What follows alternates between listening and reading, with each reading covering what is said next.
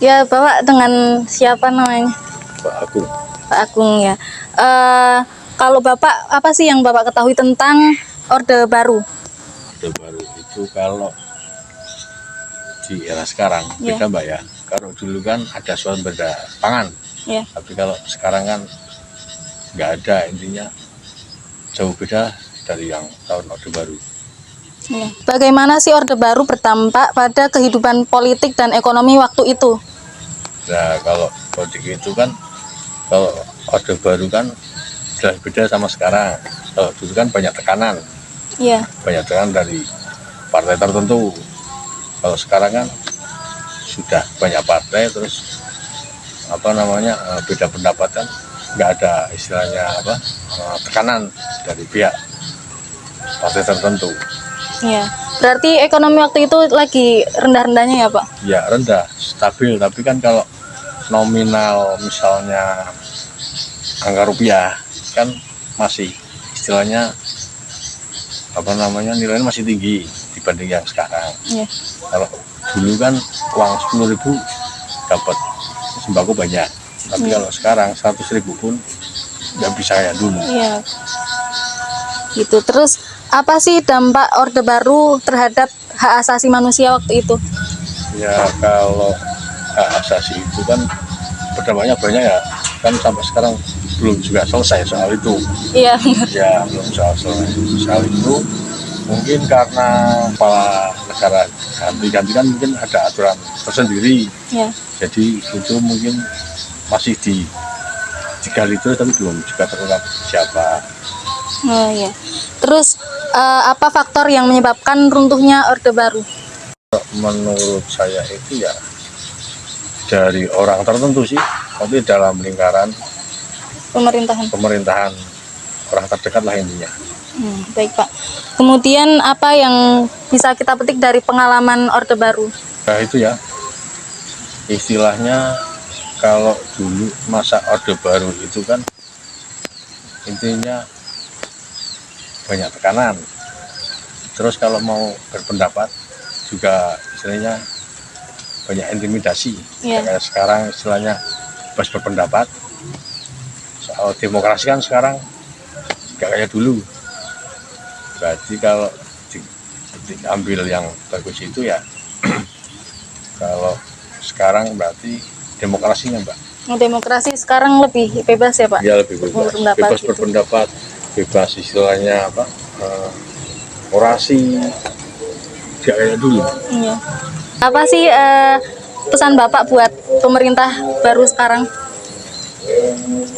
Ya kalau untuk pemerintah sekarang ya cukup adil aja Mbak. Adil bagi seluruh rakyat Indonesia supaya merata soal bantuan atau istilahnya soal hukum, istilahnya merata lah Mbak, adil bagi orang Indonesia yang terutama yang menengah ke bawah. Istilahnya butuh peradilan untuk rakyat kecil supaya tidak tertindas. Baik Pak, terima kasih dari kita Pak. Jawaban Bapak Agung pada wawancara tadi menjelaskan bahwasanya Orde Baru dan pemerintahan sekarang sangatlah berbeda. Dulu ekonomi di Indonesia mengalami banyak tekanan, padahal waktu itu di Indonesia sumber daya alamnya sangatlah melimpah. Dan dahulu hak asasi manusia pada masyarakat Indonesia tidak terrealisasikan. Dan pesan Bapak Agung tadi kepada pemerintah sekarang adalah agar pemerintah sekarang membagi adil bantuan-bantuannya dengan merata. Saya Bella Sabita, sekian dan terima kasih. Masnya sendiri dengan siapa? Andip. Oh, kalau boleh tahu Mas Andip umur berapa? Umur 17. Oh, oke.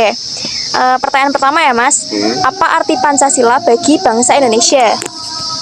Pancasila itu dasar negara. Iya. Terus melambangkan negara, setahu aku itu. Oh, oke. Lanjut ya ke poin nomor 2. Bagaimana Pancasila membantu menjaga persatuan di Indonesia? Sama kayak sila ketiga sih, persatuan Indonesia. Itu doang Mbak tahunya Mbak. Oh, oke. Terus mengapa sih kita itu perlu mengamalkan Pancasila dalam kehidupan sehari-hari?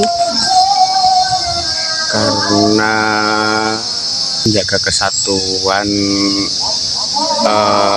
negara itu kan kembali lagi ke Pancasila, kan itu udah tertera gitu. Udah gitu dok. Jadi kita perlu mengamalkan Pancasila ya? Perlu. Contoh penerapan nilai Pancasila di masyarakat? Contoh dalam masyarakat saling menghormati beda agama. Oh iya, toleransi. Tidak membeda-bedakan. Oh iya. Oh, terus yang terakhir, bagaimana sih Pancasila menjaga keragaman di Indonesia? Indonesia ini kan luas banget ya, banyak suku, bahasa, dan budayanya beda-beda. Nah, gimana sih peran Pancasilanya kok bisa sampai menjaga keragaman di Indonesia? Walaupun Indonesia ini bersatu, tapi keragaman-keragaman itu tuh tetap ada gitu loh. Bahasanya Apa Ber? Karena saling menghormati satu sama lain, gitu toh sih kayak Mbak. Oh, berarti Pancasila ini sangat penting ya di Indonesia. Sangat penting. Kira-kira kalau nggak ada Pancasila, Indonesia bakal gimana ya, Mas? Tidak ada kesatuan. Terus untuk bermasyarakatnya agak susah kayaknya Mbak. Oh, oke. Dari hasil wawancara tadi dapat disimpulkan bahwa Pancasila memiliki peran penting di Indonesia karena Pancasila merupakan dasar negara dan ideologi bangsa. Jika tidak ada Pancasila, maka kesatuan bangsa akan terganggu. Pengamalan Pancasila dalam hidup berbangsa dan bernegara sangatlah penting untuk menghargai dan menghormati keberagaman serta untuk menjaga adanya kesatuan dari Republik Indonesia. Saya Rahis Arfiana, sekian dan terima kasih.